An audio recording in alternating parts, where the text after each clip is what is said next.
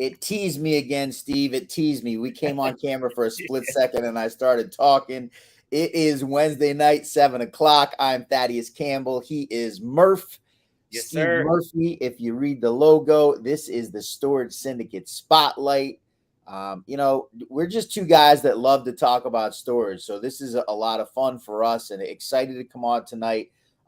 Typically, we have guests come on. It's the beginning of summer, people getting out of school and going on vacation. So the last couple of weeks has been just Steve and I, but excited tonight and want to talk to you a little bit about what it looks like to go through due diligence on one of these projects. Steve, I know you and our company in the last few weeks have hopped, headfirst into the acquisitions team, and you're starting to really get an appreciation for what it looks like to vet one of these deals before we ever close on the property. Yeah, it really is. I mean, it's been fun watching from the sidelines for the last year, with all the trainings and all that good stuff that the team's been doing on Tuesdays and you've been doing with the CFA course. So it's really fun to be able to be the guy doing it now. So I'm excited for what the future holds on that. So what I wanted to do today for you guys that are our loyal listeners, I want to give you a good idea of our process, right? We don't hide anything. We really strive for an abundance mentality in legacy developers. We believe that, the pie is big enough for everyone to eat a little bit. If we share our secret sauce with somebody, it's not going to cost us our ability to be successful. And quite frankly, we know that we can share our secret sauce and it really isn't going to matter unless somebody is willing to put in an immense amount of work, because the real secret of the sauce is that it's fucking hard. Pardon my language, but it's a lot of work. There are a lot of I's that need to be dotted and T's that need to be crossed. And you got to have a team of people. As I go through this tonight, I'll share with you, some of the roles that different people in our team play and who's going to do specific pieces of it. And you'll get a sense for the teamwork that it takes to get one of these projects put together. But I wanted to just share with you what it looks like when you're doing a project like this. We're essentially looking on our least expensive deals, $1.2 million, $1.3 million, $1.5 million, just to close on the land. Looking at 13, 15, $19 million all in on a construction project. You're going to put some significant money in before you ever get to closing just to look at the due diligence. So what I'm going to do first is I'm going to share my screen here in a second. If I was better prepared, I would have had this ready to go, but I want to call up my man, Eric, our behind the scenes. You guys don't get to see Eric, but he's our behind the scenes guy. And he built this presentation for me that I'm going to share with you guys. So I'm going to share my screen. You're going to get a chance to see a little bit behind the curtain here.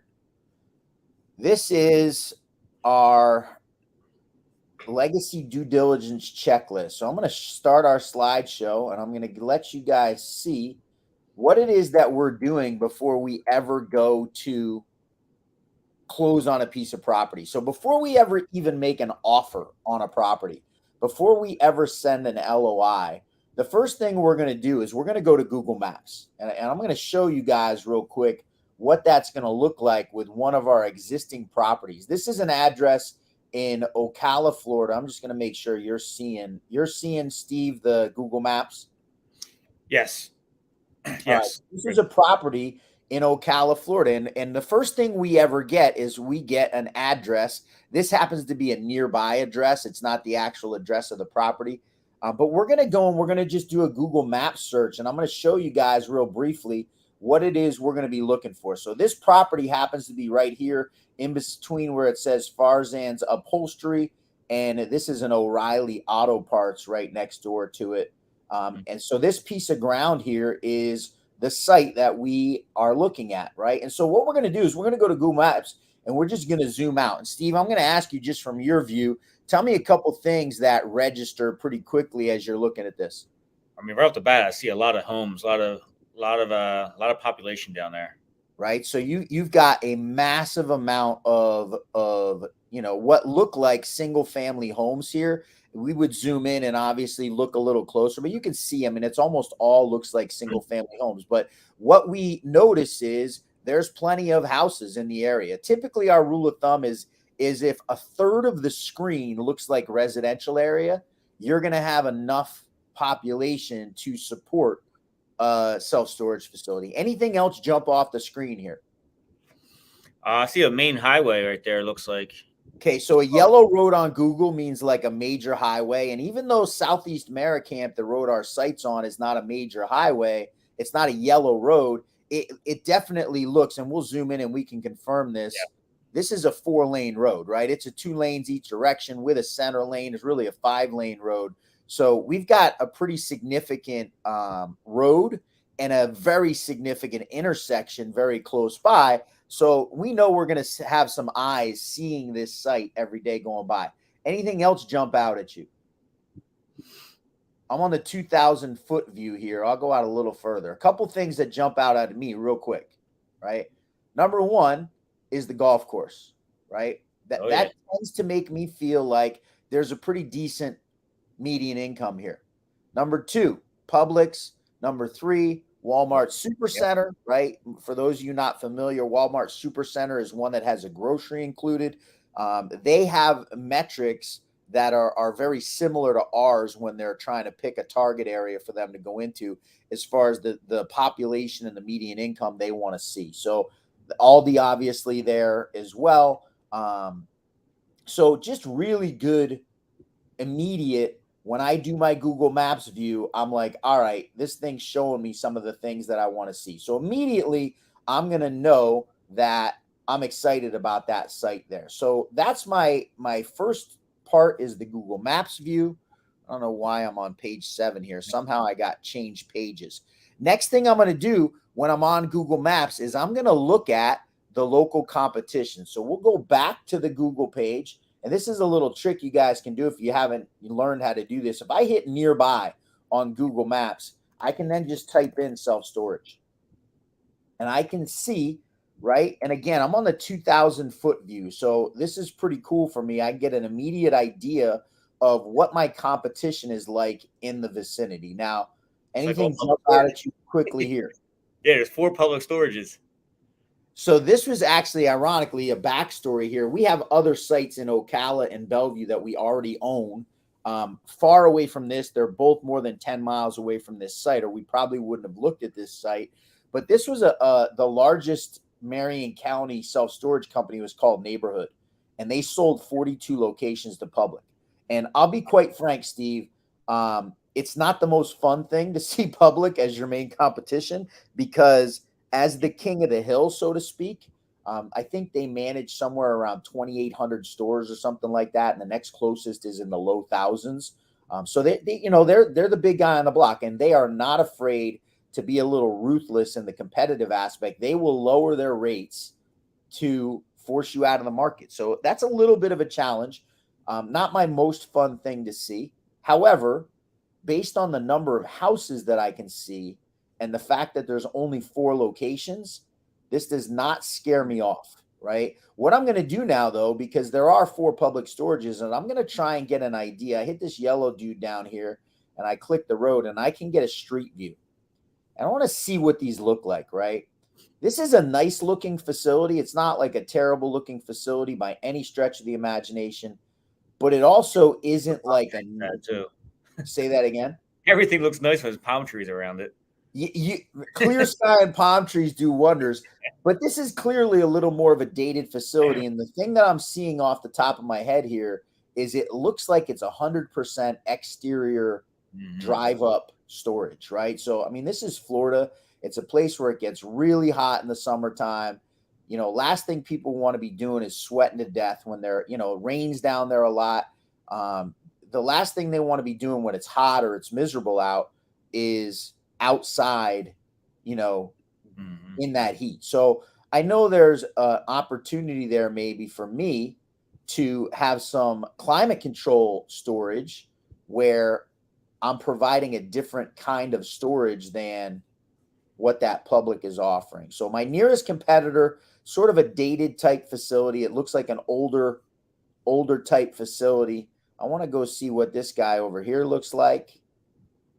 Again, you can actually see it's still got the neighborhood. They haven't updated the signage yet, right? It's making me look good when they put the neighborhood sign there after I told you guys it used to be neighborhood. Again, looks like 100% exterior drive up, no climate control, a little bit more of a dated facility. Certainly not in bad repair by any stretch of the imagination, but not the newer fifth generation commercial looking type building that we're going to build when we put this new facility in. So just in looking at two of them, and I can keep doing this for you guys. I can go look at another one, but just looking at two of them, yeah, same thing, right? Right. Yeah, this doesn't even look like a. God, is that the wrong? No, that's it. No, you're right. Yeah. It's a tiny one. God, is that even a storage? Is that back there in the back? I have no idea. Yeah, it must be that building. I don't know. There's storage here somewhere, they said. Doesn't look like it, but yeah. So I'm certainly not scared off by the competition here in any way, shape, or form. Yeah, that's it. All right. Yeah. Let's see. We'll go look at the other one just for fun. Why did that not bring me to the street view? And again, you can see from the over top view, same thing. It's the same exact layout. They're very similar, all three sites that we could see, all exterior drive up. So right now, on a level of 1 to 10, from my initial view of the Google Maps and my deep dive into the competition, how am I feeling so far, Steve? Feeling good. I mean, I would say so far I'm at a 10, right? This to me is like a prime site. Obviously, we know in general that Florida's fantastic. Lots of population. Marion County happens to be growing quickly, which we just know from our other facilities. I want to dig a little deeper, though. I want to see what they're getting for rates in these facilities. So we're going to do a little dive. Self-storage of Ocala. I didn't even see this site. Are they going to give me pricing on here? Nope. All right, we're getting out of this guy. Where was the public that I was looking at? Is this where I'm at? Let's get out of here. I think we went off the grid a little bit. Yeah, I got a little far afield in my search. So we're going to do this again. We'll come to self-storage. And we're going to come see what are we getting for prices on these competitors, right? So I'm going to look down here. And guys, what we're going to usually use, we're going to use this 10 by 10 because it gives us a pretty good idea. It's 100 square feet, right? So we know that, if we take $135 a month, that over the course of 12 months, they're getting $1,700 more or less. $17 a square foot on a non-climate controlled unit is a pretty good price. This 142 is a little bit, it's not as nice as I'd like to see. I'd like to see in the upper 160s. Their in-store price is 177. I also know, we know just in general that Public Storage is always going to, they're always going to publicize cheaper rates. And they do that because they can get away with it. They can bring this person into the facility at $142. And within 10 months, that person will be paying a significantly higher rate. Why does Public do that? Because they want me, the developer, to look at that site and not want to go there because the rates look low. So I'm aware of that. I know the game they're playing. I'm willing to deal with a little bit of risk on this. I'm looking at a second site now. Again, drive up unit, $134. What makes me happy here, Steve? Any guess? I don't like 108. I'd rather see this 150, 160. What makes me happy? So I'll drive no climate control. There is not a climate control unit for rent, right? So that makes me very happy. I actually want to go back to the other Public Storage and see something real quick. And Public is a little bit more savvy with this. The other places will tell you hurry, limited availability. So they are telling you that, right? So the outdoor 10 by 10s, they don't have a lot of them. Now, they didn't put this on the climate control, but I wouldn't be surprised at all if you went into the and by the way, guys, we'll get deeper into this as we start showing you more of our due diligence, but we know that this place is essentially fully occupied. So You even know though what? they're I mean, that could even be part of that game too. I mean, if they're going to show lower rates, why are they going to show? When you just 100%. now, I just got started getting into this. If there were other locations, and unfortunately, all we really have is public storage around here to look Yes. at. But what I've noticed that you've seen other companies show one left, hurry up now, one left, one left. They do it very frequently, and they look, it's FOMO, right? They're trying to create a buying frenzy. Public storage doesn't play that game. They really try and create a stay out of our market. So took you through a little bit of what our initial underlying, and I'm going to rely on you now, Steve, because this is something that you've learned how to do and have kind of taken over. The next thing, so we've gotten a feel for this site, right? We know it's a very highly traveled road, tons of population in the area.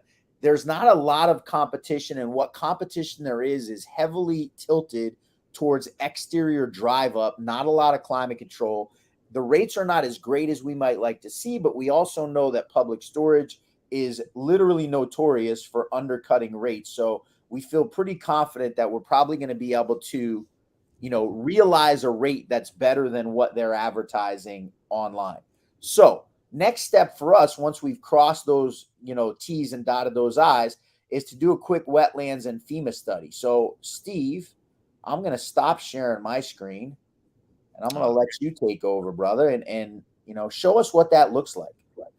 All right, let's see. I love it, by the way. Eric's in the background answering the questions we're asking in our chat. We got a private chat, and Eric's he's our man. He's the guy everyone needs. He takes care of us, but he's answering the questions. I love it.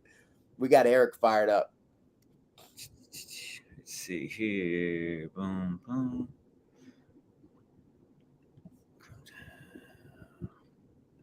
So what we want to make sure, guys, we want to make sure once we've seen this site and we feel like it's going to be okay for what we're trying to do, we want to make sure that we're not going to try and build on something that is, especially in Florida, where the water table is anywhere from 5 to 15 inches below the sand.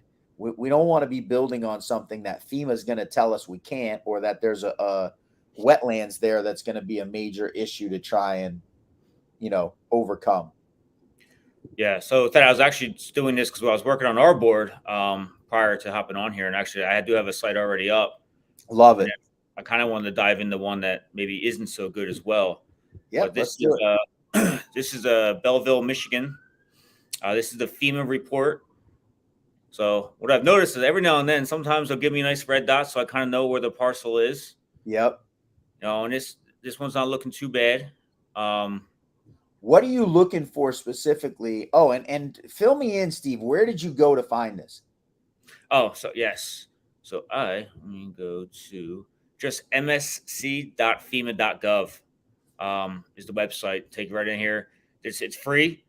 It literally brings you right to this page, and you're throwing in the address, hitting search, and it pops right up. Takes a couple seconds for it to all fully load up, and I'll show you that in a second when we change location to get an idea of what a filled wetland or filled FEMA report looks like. Yep. So typically what I'll do is I'll run both of these at the same time. And then I don't know if my tab's going to change if I change this, but I let this one load up, and then I'm going over to national wetlands. And that didn't switch over, it looks like, right? What's that website? Wetlands. Hold on. Losing it here. fwsprimary.wim.usgs. I could throw that in the chat when we get done this. Eric will run it as a crawl. Don't worry. Oh, there we go. All right. So how do I get that screen up? Is the question here. All right, we're not tech savvy guys, man. That's not what we're good at. Tab again, no problem. We're good at doing self storage. We're not so good at navigating a live StreamYard broadcast. There we go. All right. So this is the parcel here. And this is the wetlands, national wetlands. And this is the wetlands report. So, we do have a little bit of a ravine running through. However, it's maybe touching just that little bottom corner there, so that shouldn't affect us at all too much. so we can still build on this parcel. Let me just take a quick look and see what that size even is. We are looking at a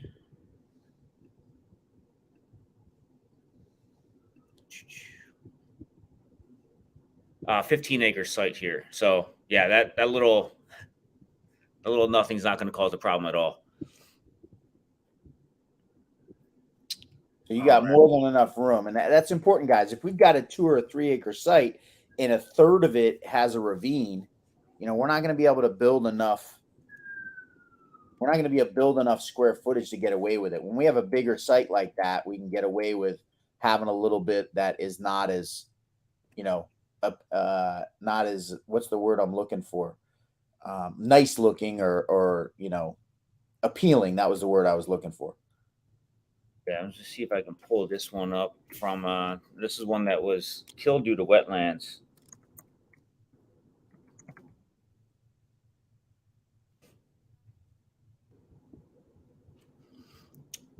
So we got this guy here. So this parcel was all right around here.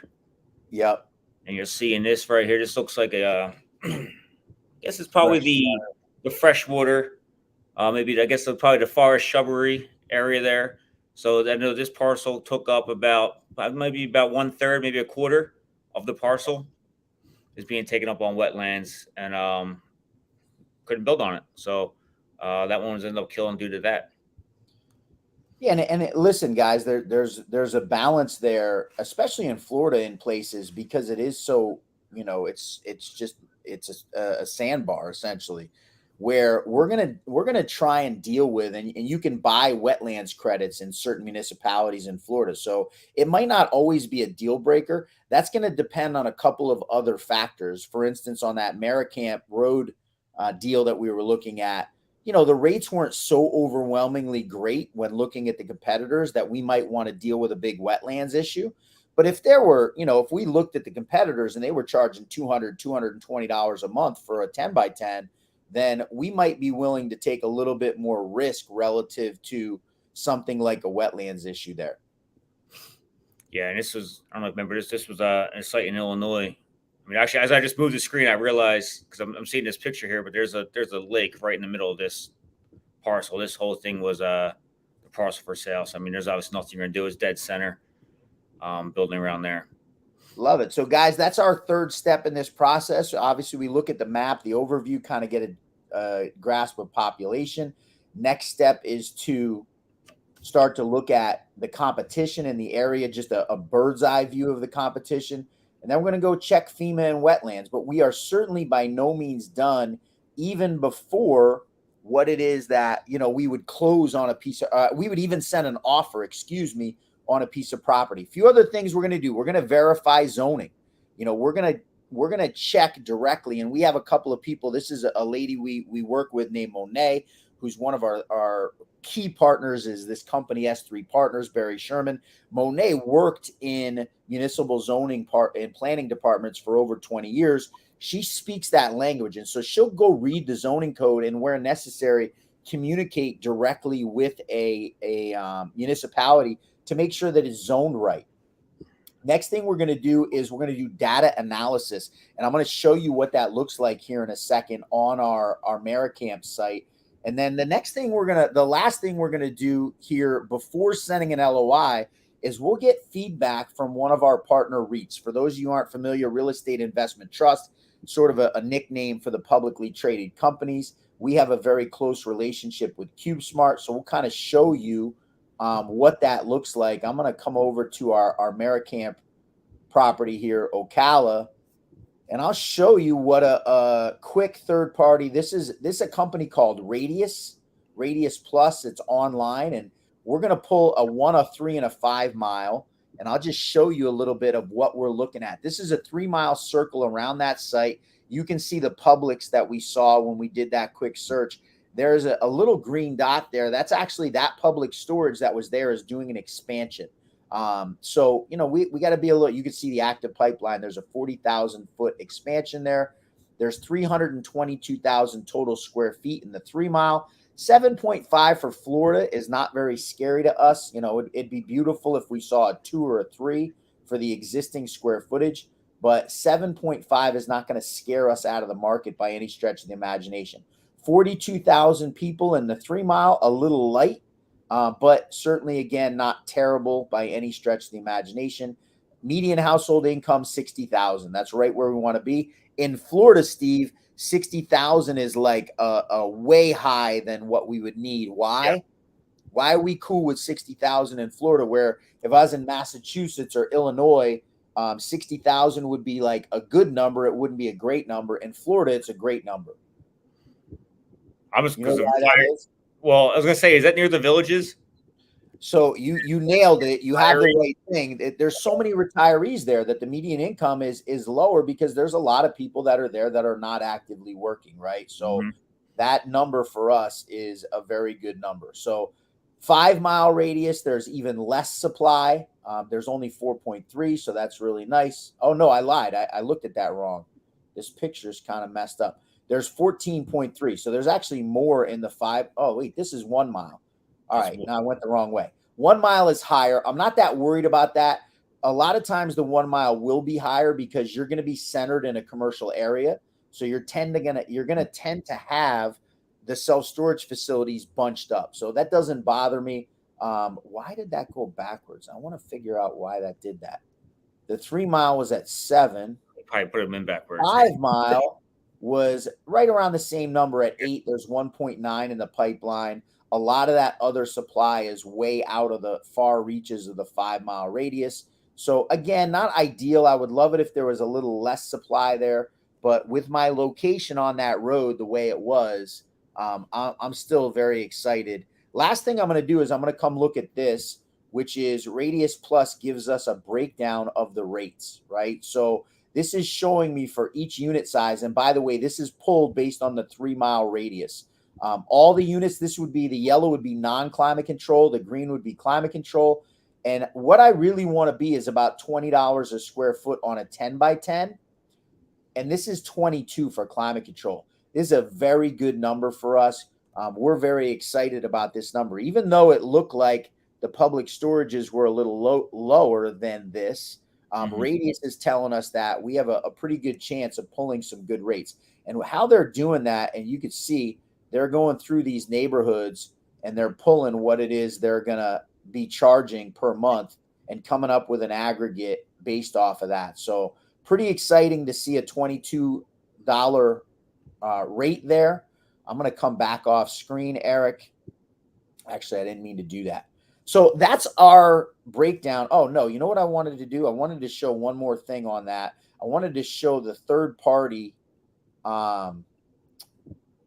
just a quick breakdown. It's a quick analysis to start from CubeSmart. So what we're going to do is we're going to reach out to CubeSmart and we're going to have them do a market analysis for us. And they're just going to send us their quick breakdown of what they think of the market. And if I have it in here, nope, I don't have it in here. Maybe I'm not going to show you that on Maricamp. I'm pretty certain I have it. Nope, I don't. You know what? I'll show it to you on something else just for fun so you can see what that looks like.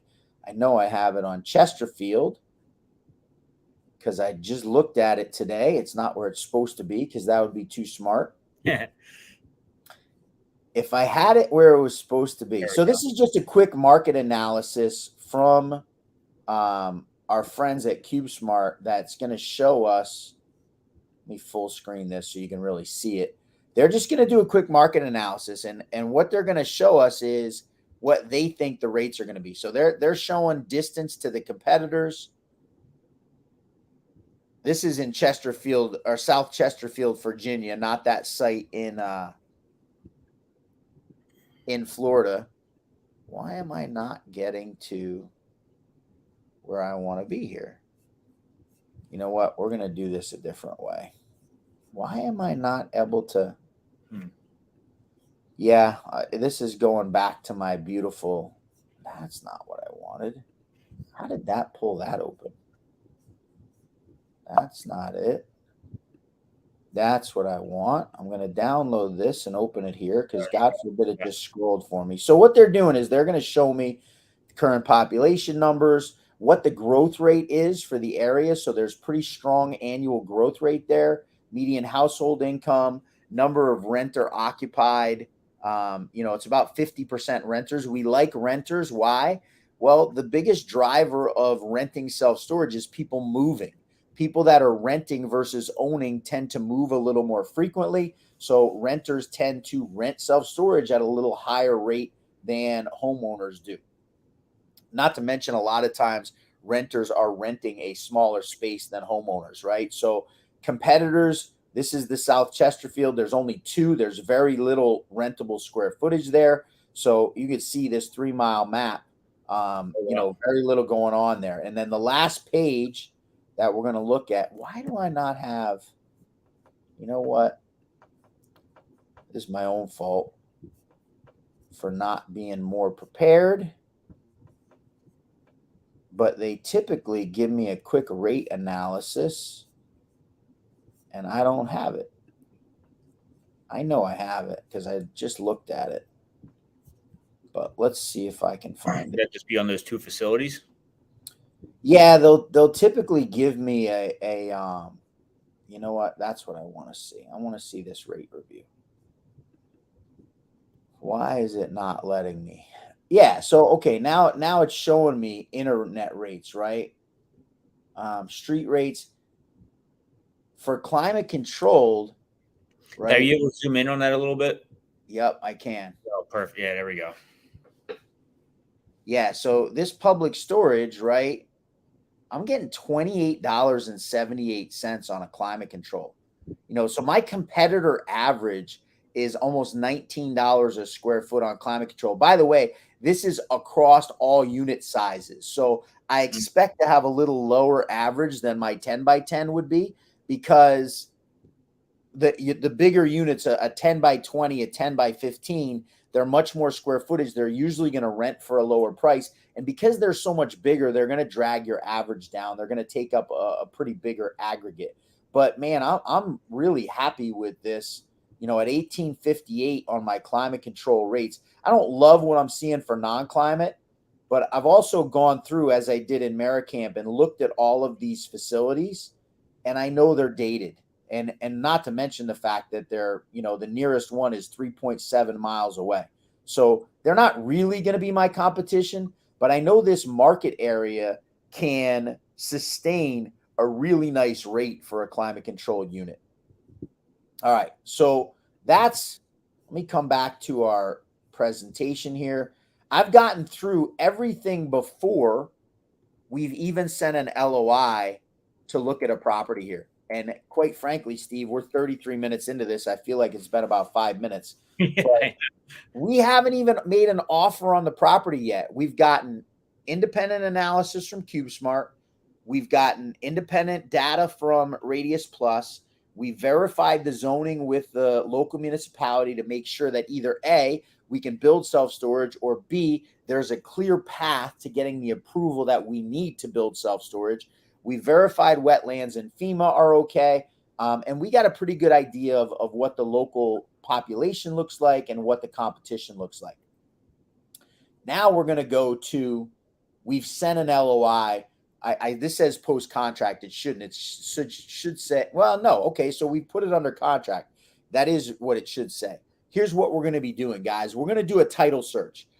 This piece of it, I'm not going to go as in depth with. I'm going to run through it a little quicker. I will show you a little bit of a third-party feasibility study, but I want to kind of take you through what this process looks like.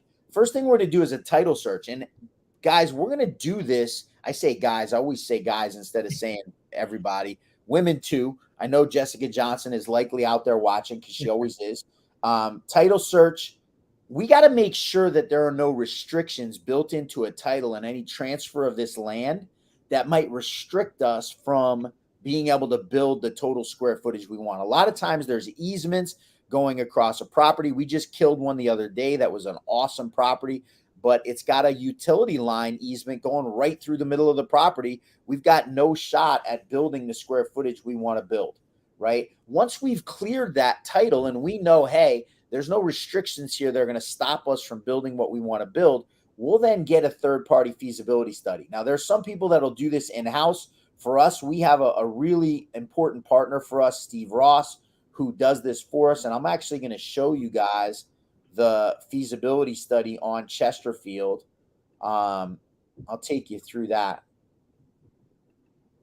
This feasibility, and it is, you can see up here, it's 74 pages long. It is. You didn't share the screen yet. Just if you're planning on Why that. is it? I am sharing my screen. I don't know why. Oh, I'm back here. Were you not seeing the screen when I was showing the you weren't seeing this? I was talking about this stuff. Yeah, we had the CubeSmart, but I didn't see. You didn't see this piece of it where I'm going through post contract. So title search I talked about. Third party feasibility was the piece I was saying there. And what I want to show you guys now is Cutting Edge Self Storage. Steve Ross is the gentleman's name that owns Cutting Edge. He's been in self storage since the early 1980s. Actually started as a manager of an extra space out in Utah, became a vice president. His son Andrew did this one. Became a vice president at CubeSmart, at Extra Space, excuse me, and was the first person for Extra Space to do an in-house feasibility study. So he's been doing these for 30 years, a really good grasp of the market. I'm going to skip through this real quickly, but kind of show you the pieces that I'm going to concentrate on. Now, he's going to break this all down in his conclusion section. This is all written out, so it's kind of boring to look at, as we're talking. But I'm gonna cut through here and just show you the major things that we're going to be making a decision on. Again, we looked at the competition. We're looking at the post-contract slide. Again? Yeah, we're not at the feasibility yet. Well, I'm glad you told me that because I want to get to. I think that's what I was doing. I think it's you're going to go to the right tab. Let's do this. Let's present, share screen, entire screen, do this. And tell me, are you seeing the competition market info? Yes. This is what I'm glad. So you guys got to skip me scrolling through this whole thing. So what I'm looking at is what are those? We talked about those public storages, and do we really have to worry about what they look like? This is the Chesterfield, Virginia one, right? And we're going to see that this guy's 2 miles away. He's only got 20,000 square feet of storage. This guy's 2.4 away. He's only got 35,000 square feet of storage, but they're essentially full. Steve Ross has called these facilities. He's asked about various unit sizes, and he gets a good grip on what they have available. And these guys are essentially, they're almost all fully saturated, right? We don't have to worry about our potential customer going to store their stuff here because they simply don't have space for them to go store. We're going to see that a couple of these places have some climate control available, 3 of them, but there's only one facility out of all of them that would be considered an A-class facility, and he's 4 miles away from us. So all of that leads me to be very happy with what I'm seeing from the competition. Now, I can see it on the map here where these guys are. You can see they're all quite a ways away. This happens to be right next to Virginia State University, which is great for us. This left turn that you see going in right here is actually going into a grocery store. This building is a Food Lion. And you can see Steve comes up with an 8.5 average. This is a solid A-class facility based on visibility, traffic count.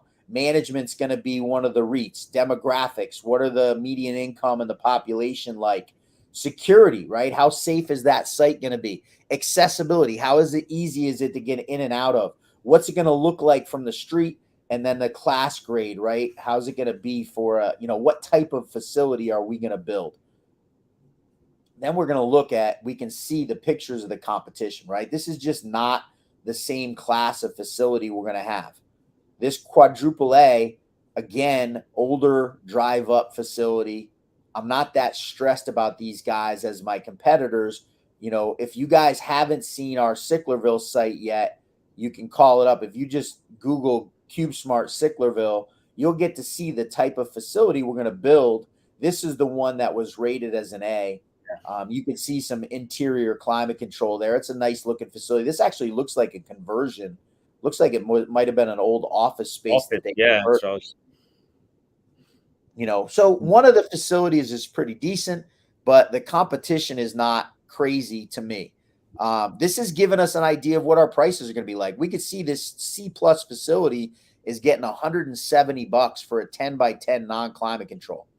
That's a really good rate for us that we're going to be able to realize in this facility.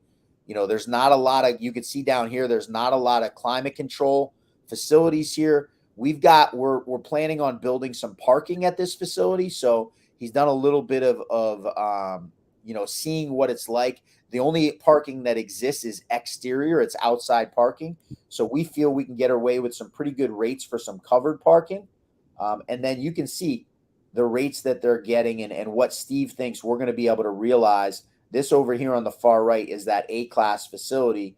We're going to get a $200 a month rate on a 10 by 10.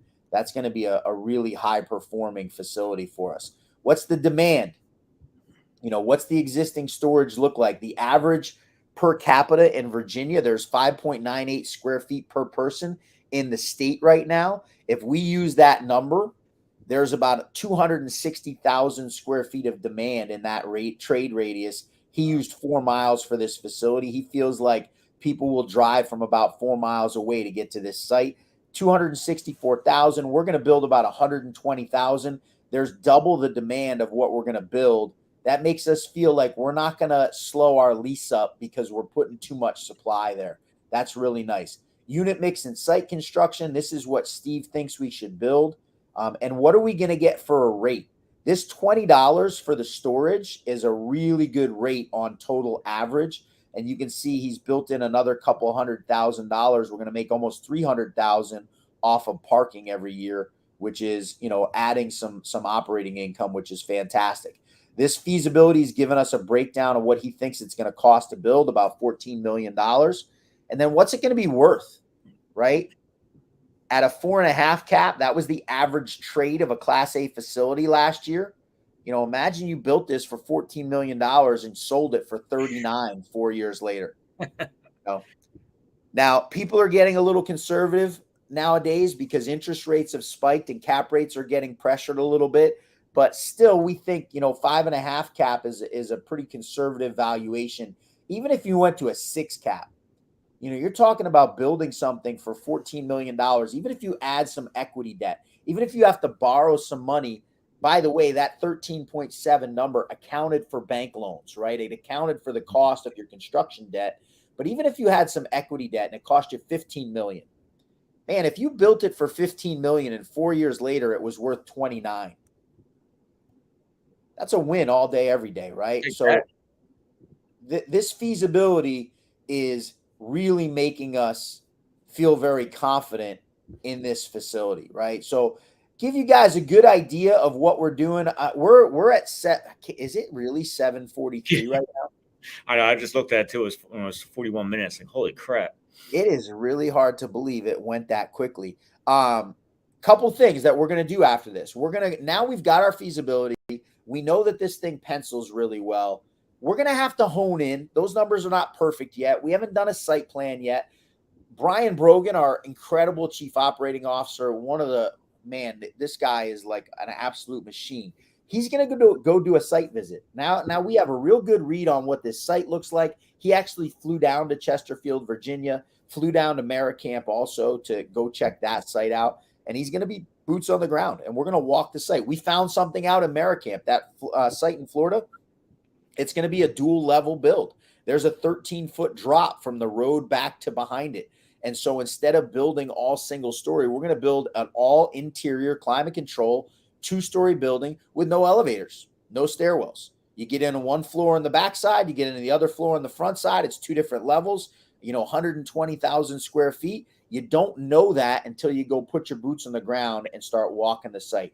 Chesterfield, Virginia, what did we find out there? Well, we know that there's a university, a major university, Virginia State, sitting within walking distance of that site. There's a couple real nice apartment complexes right there. It's just a really nice area for a storage facility, which you don't find out. And we were a little nervous about that site because it's very wooded, but it's very flat. So we don't feel like that's going to be any type of a problem there. While we're there, typically when we go do that boots on the ground, we'll try and meet a local civil engineer. Very important. We're going to need a survey of the site.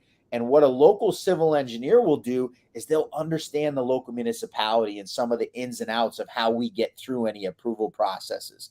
Once we have all that due diligence done, we've got the local civil engineer, we're going to set up a pre-app meeting with that municipality to really understand what they need from us to make this thing as smooth as possible. When we've done all that, we might be ready to buy that piece of property, right? But wanted to give you guys some really good insight into what our due diligence process looks like, how involved it is, how much we're digging in here before we ever close on a piece of land. Hope you guys took some nuggets out of it. Hope it was something that gave you some good insight.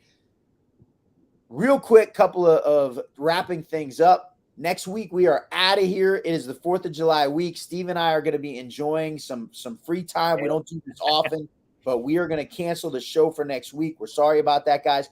The week after, super excited to have another return guest, Jake Rosenau and Nick Van Dyke, NVDR Development out of Canada. They are building a couple of sites. They're about to break ground on a site in Houston, Texas, about to close on a piece of land in Punta Gorda, Florida. Really excited to catch up with them and talk a little bit about their self-storage journey. So not next week, the 5th of July, we are off. 12th of July, 7 o'clock Eastern time, Wednesday night, Jake Rosenau, Nick Van Dyke. Really excited to catch up with them. We talked with them back in November. They have really been gung-ho since then, have a lot of exciting things going on in their journey in self-storage. So excited to catch up with those guys. We will certainly send that out to all of you guys so you get fair warning, and look forward to seeing you guys in a couple weeks. Steve, thanks so much, man. Appreciate you, Thad. Appreciate you guys. Thanks for watching.